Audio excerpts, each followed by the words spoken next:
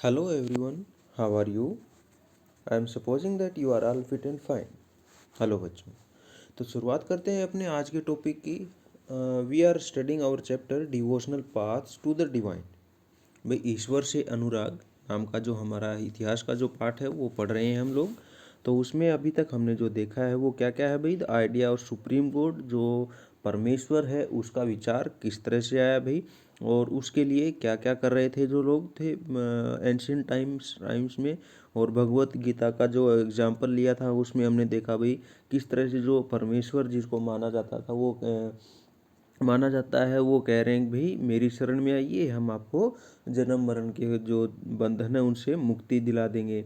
उसके बाद दक्षिणी भारत में नयनार और जो अलवार जो आए थे, जो शिव भक्त थे और विष्णु भक्त थे, उनके अनुसार जो धर्म था, जो भक्ति थी वो किस तरह की थी भाई। वो अनटचेबल जो थे वो उन नहीं मानते थे। जो चार वर्ण थे, जो ऊंच नीच था, अमीर गरीब था, ब्राह्मण क्षत्रिय वैसे शूद्र जो थे, इनको नहीं मानते थे ये लोग। और इनके अनुसार क्या था भाई, सारा समाज एक जैसा है, बराबर है। उसके बाद भाई फिलोसॉफी एंड भक्ति में देखा भाई, जो शंकराचार्य थे उन्होंने जो एक अलग विचारधारा जो दी थी भाई, वो कौन सी थी भाई, वो अद्वैतवाद थी भाई।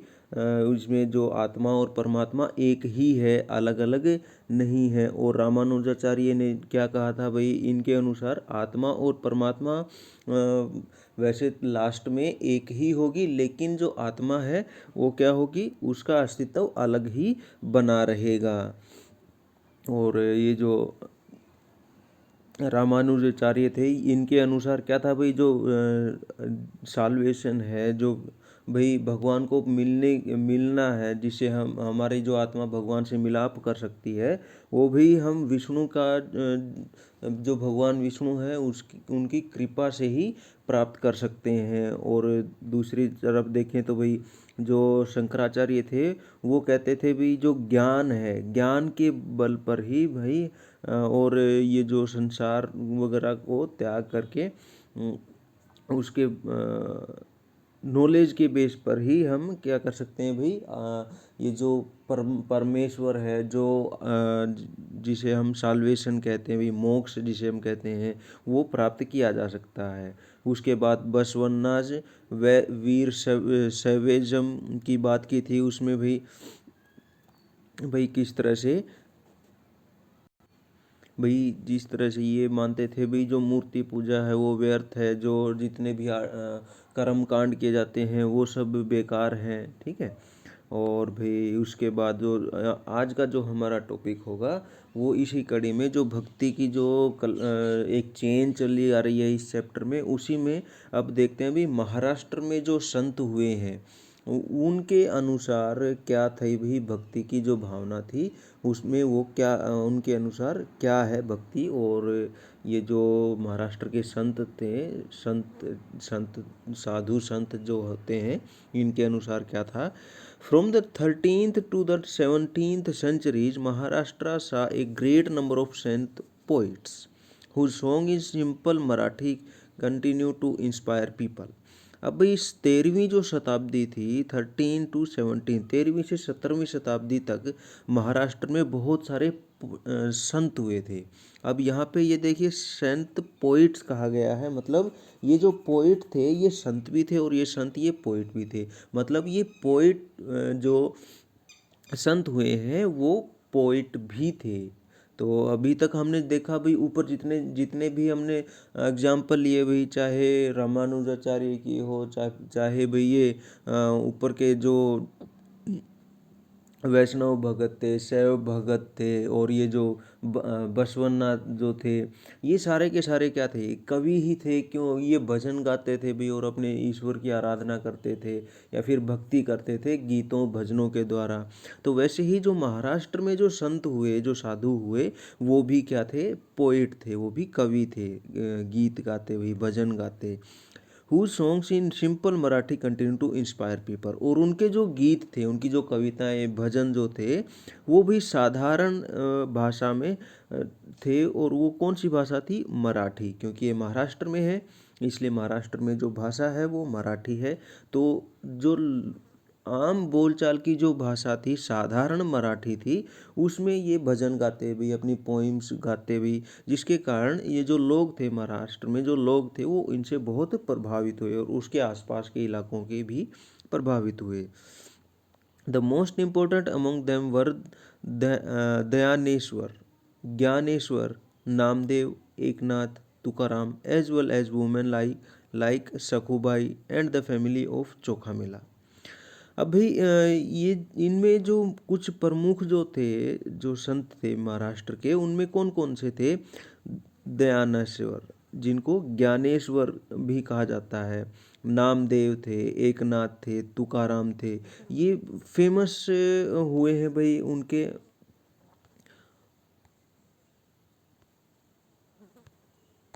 ये देखिए सखुबाई जो औरत थी भाई, जैसे हम मीराबाई को याद करते हैं भाई, श्री कृष्ण की भगत थी, वैसे ही सखुबाई थी भाई, जो महाराष्ट्र में थी।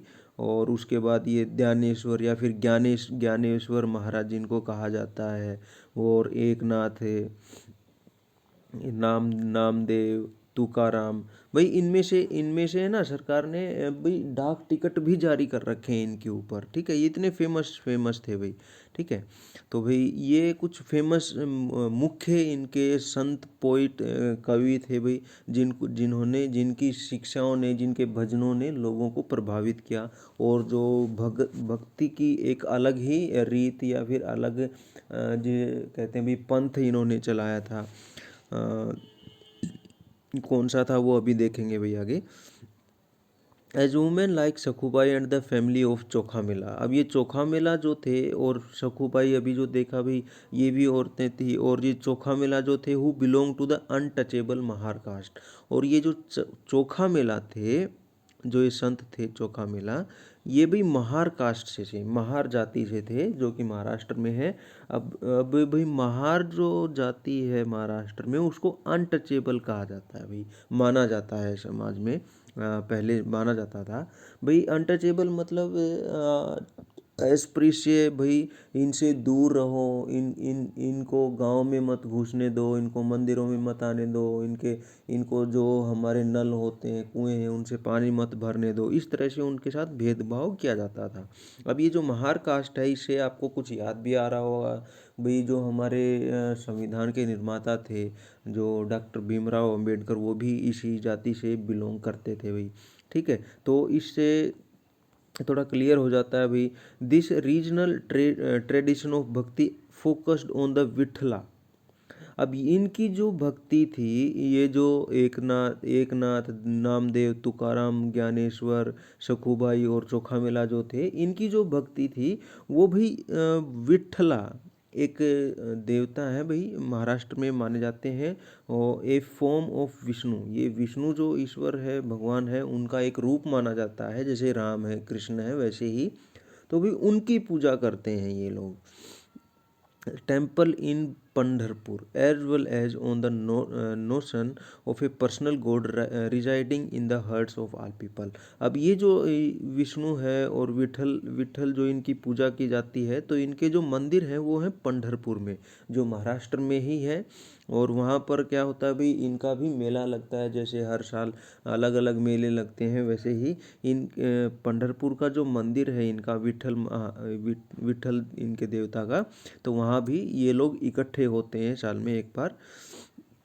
और इनके अनुसार जो इनका जो धर्म है, जो इनकी भक्ति है, उस भक्ति के अनुसार क्या है, the notion of A personal God residing in the hearts of people. भाई हर एक इंसान का जो भगवान है, ईश्वर है, वो उसके हृदय में निवास करता है। मतलब हर एक इंसान का जो देवता है वो उसके अंदर ही निवास करता है, कहीं बाहर जाने की इनको ज़रूरत नहीं है। These saint points rejected all forms of ritualism, outward display of piety and social differences based on birth। अब भाई जैसे हमने पहले भी जो एग्जाम्पल लिए हैं, पहले जो हमने देखे भाई, जैसे भाई अद्वैतवाद था, विशिष्ट अद्वैतवाद था, और ये जो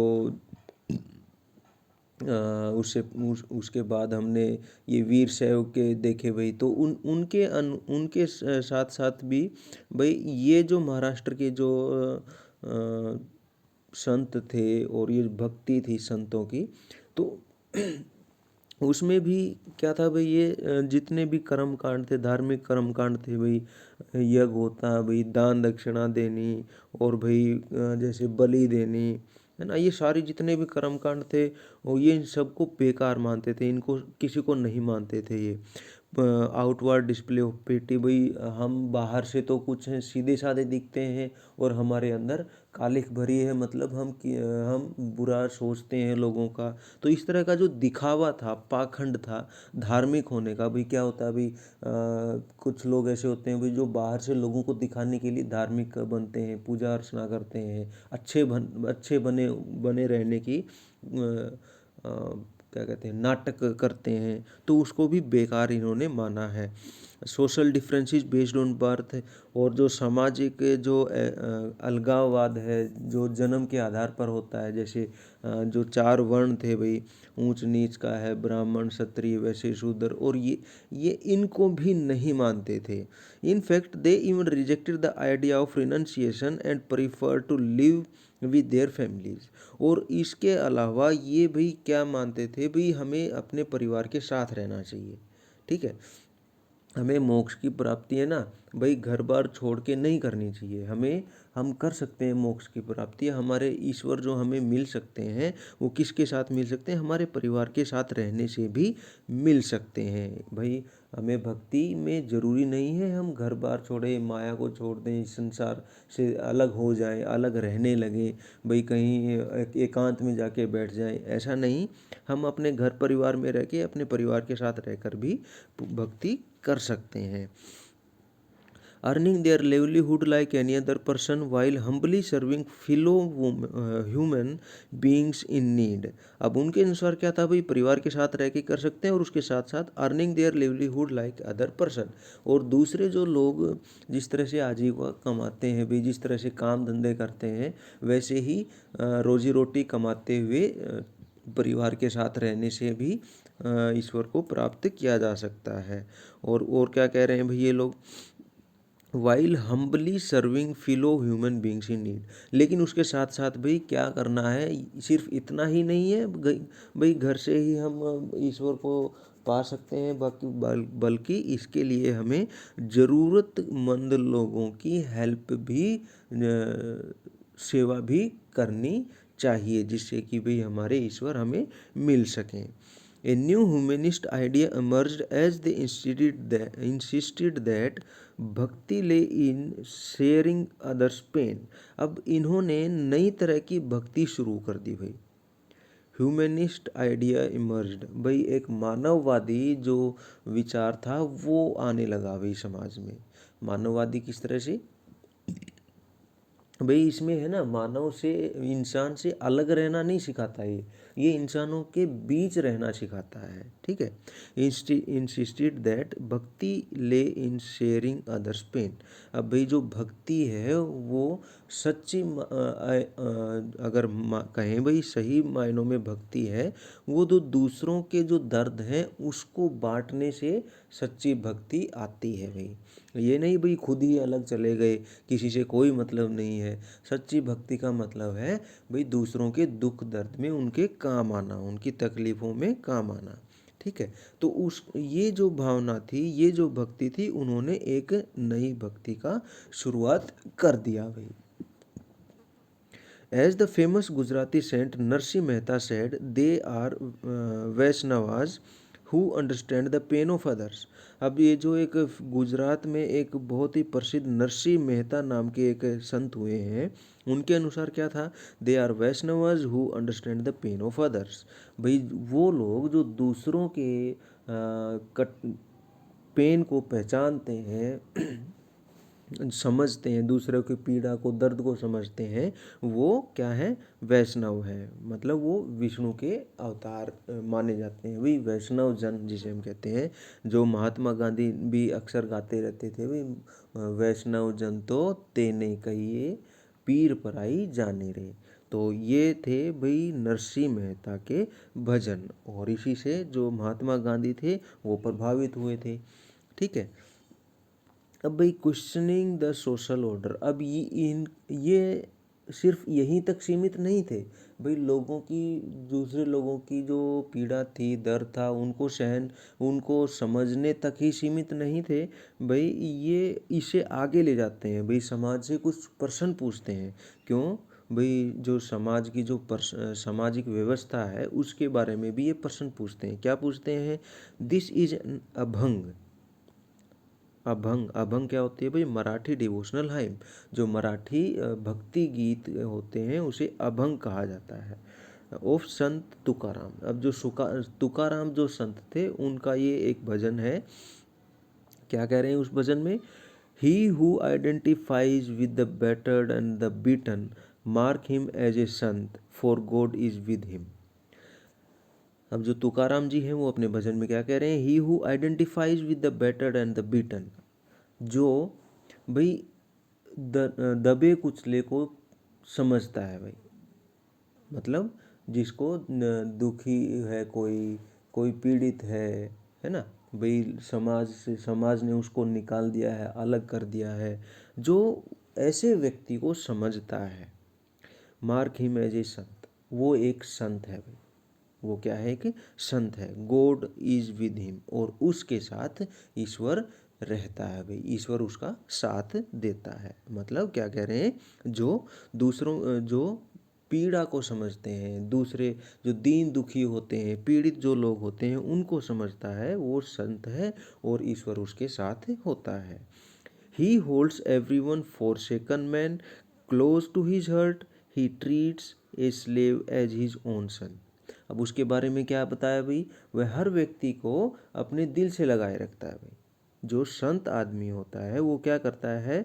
एवरी forsaken मैन, जो भी छोड़ दिया जाता है समाज से, समाज कहता है भाई इसको तो हटा दो यहाँ से, इसको दूर रखो हमसे, ऐसे व्यक्ति को जो लगा अपने साथ रखता है, क्लोज टू हर हार्ट, अपने दिल के पास रखता है भाई। He treats a slave as his son, जो कि किसी भी गुलाम को, किसी भी दास को अपने बेटे की तरह समझता है, वो एक संत है, और भगवान उसके साथ रहता है। Says Tuka I won't be tired to repeat again, such a man is God in person. अब तुकाराम क्या कहते हैं भाई? सेज तुकाराम कहते हैं, I won't be tired to repeat again, मैं दोबारा कहने से नहीं थकूंगा। मतलब मैं बार बार यही कहूँगा, such a man is God in person, भाई वैसा आदमी इंसान के रूप में भगवान है। तो भाई ये क्या कह रहे हैं भाई? जो समाज में जो भी दबे कुचले लोग हैं, जो जिसको एस्प्री से कहा जाता है, गांव में नहीं घुसने दिया जाता, ऐसे लोगों को जो साथ रखते हैं, तो उन लोगों को, और जो दूसरे लोगों की जो पीड़ा होती है उसको समझते हैं, वो वास्तव में क्या है? संत आदमी है। और तुकाराम के अनुसार ऐसे लोग इंसान के रूप में क्या है? ईश्वर है। Here is an abhang composed by चोखा मेलाज सन। अब यहाँ पे एक और भक्ति है, मराठी भक्ति गीत है भाई, जो चोला मिखा के बेटे ने गाया है। You made us low caste. अब ये यहाँ पे है भाई, ईश्वर से कुछ पूछ रहे हैं, भगवान से कुछ पूछ रहे हैं। You made us low caste, आपने हमें नीची जाति का बनाया है। लो कास्ट, नीची जाति का, छोटी जाति का बनाया है भाई। Why don't you face that fact great lord, हे महान ईश्वर, आप इस चीज़ को मानते क्यों नहीं हैं? भाई हम कहते हैं फेस करना, स्वीकार करना, जिसे हम कहते हैं, हे भगवान आप इसको स्वीकार क्यों नहीं करते हैं? आप भी तो करके देखिए। आवर वो life left over food to eat, हमारा जो पूरा जीवन है वो किसके ऊपर चलता है? लेफ्ट ओवर फूड के ऊपर।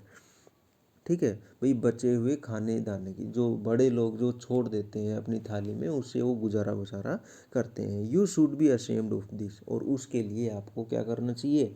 उसके लिए आपको शर्म आनी चाहिए भाई। क्यों? क्योंकि हम झूठे पे जीवन बसर करते हैं दूसरों के। You have eaten in our home, आपने हमारे घर में खाना खाया है। How can you deny it, आप इसको मान क्यों नहीं सकते? अब ये ईश्वर से ही प्रश्न कर रहे हैं भाई। Chokha son Karma Mela ask why did you give me life. अब चोखा मेला है, उनके जो बेटे हैं, कर्मामाला वो ईश्वर से पूछते हैं, Y did you give me life, ऐसा जीवन आपने हमें क्यों दिया है, कि भाई हमें समाज में आने नहीं दिया जाता, हम कुछ अच्छा कर नहीं सकते भाई, लोग जो झूठे देते हैं, झूठन जो देते हैं, हम उस पर जीवित रहते हैं, तो इससे ये ऐसा जीवन हमें क्यों दिया है। Discuss the ideas about the social order expressed in these composition. तो ये जो भक्ति गीत है, इनमें क्या कहा गया अभी, जो दलित जो लोग हैं, अस्पृश्य जो लोग हैं, उन लोगों के बारे में कहा गया है, और भाई शिकायत भी है यहाँ पे। ठीक है, तो ये तथा भाई महाराष्ट्र में जो लोग थे, जो न संप्रदाय थे, जो संत थे, उनके बारे में भाई किस तरह से वो उन्होंने अपना अलग भक्ति संप्रदाय शुरू कर दिया भाई, जो कि किसी भी ऊंच नीच की धर्म जाति की को नहीं मानता था। इसके साथ भाई यहाँ पे कुछ और भी बताया गया है, क्या बताया गया है, चलिए देखते हैं एक बार। The Vaishnava poet saint of Maharashtra such as Jnaneshwar, Namdev, Eknath and Tukaram were devotees of Lord Vithala। अब ये जो हमने अभी जो नाम देखे हैं, ये भगवान विष्णु है, जो उनके एक रूप माने जाते हैं भगवान विठल, ये महाराष्ट्र में फेमस है भाई। तो उनको मानने वाले थे भाई, उनके भक्त थे ये। Devotion Devotion around Lord Vithala gave rise to the Varkari sect, which lay emphasis on an annual pilgrimage to Pandharpur। अब यहाँ पे एक चीज़ ध्यान देने वाली है भाई, devotion around lord Vitthala gave rise to the Warkari sect. अब ये जो विठल जो देवता थे, इसको जो पूजते थे, इनकी जो भक्ति करते थे, नामदेव, एकनाथ, तुकाराम, ज्ञानेश्वर, सखूबाई, चोला मेखला, ये जो जितने भी थे, इनका जो संप्रदाय, इन्होंने जो भक्ति भावना चलाई, तो उसमें उसको कहा गया वर्कारी सेक्ट, वर्कारी संप्रदाय उन्हें कहा गया भाई। ठीक है, वारकारी संप्रदाय कहा गया, इसके बारे में बात करते हैं। Which lay emphasis on an annual pilgrimage to Pandharpur, जिसके अनुसार क्या था भाई, जो पंढरपुर जो महाराष्ट्र में है, जहाँ पर विठल जो देवता थे उनका मंदिर है, वहाँ पर साल में एक बार जाना होता था। ठीक है, जिसे हम तीर्थ यात्रा कहते हैं, जैसे भाई हज होता है, जैसे भाई केदारनाथ पे साल में एक बार जाते हैं, तो वैसे ही ये जो पंढरपुर है, वहाँ पर इन लोगों को एक साल में एक बार तीर्थ यात्रा करनी होती थी। The cult of Vitthala emerged as a powerful mode of devotion and was very popular amongst the people. अब ये जो विठल जो संप्रदाय था भाई, ये भक्ति के शक्तिशाली रूप के रूप में उद्भव हुआ भाई इसका, जो कि लोगों में बहुत क्या हुआ भाई, लोकप्रिय हुआ। अब भाई ये जो वर्कारी जो संप्रदाय है, इसके अनुसार क्या है भाई, ये भी ऊपर जितने भी हमने अभी तक जो हमने भक्ति पढ़ी है, उनके उनके जैसा ही ये है भाई। ये किसी भी कर्मकांड को नहीं मानते थे, ये किसी भी ऊंच नीच को नहीं मानते थे, जाति व्यवस्था को नहीं मानते थे। ठीक है, और ये क्या करते भाई, ये इनके अनुसार क्या होना होता भाई, हमें सच्चा बना होना होता। ठीक है, और भाई किसी को नुकसान नहीं पहुंचाना होता। और इनका भाई खास बात क्या थी भाई, ये महीने में 2 बार भाई व्रत भी रखते थे। ठीक है, तो इसके बारे में आप लोग और भी ज़्यादा पढ़ सकते हो, जान सकते हो। तो ये जो वारकरी जो संप्रदाय है, ये किस तरह से यहाँ पे आपको दिखाई दे रहा होगा। ये वर्कारी संप्रदाय में ये इस तरह से म्यूजिक यानी कि जो संगीत यंत्र जो है उसका यूज़ करते थे भाई, एक तारा जिसे कहा जाता है। ठीक है, तो भाई ये था महाराष्ट्र के संतों के बारे में। तो एक बार मैप देख लेते हैं इसका।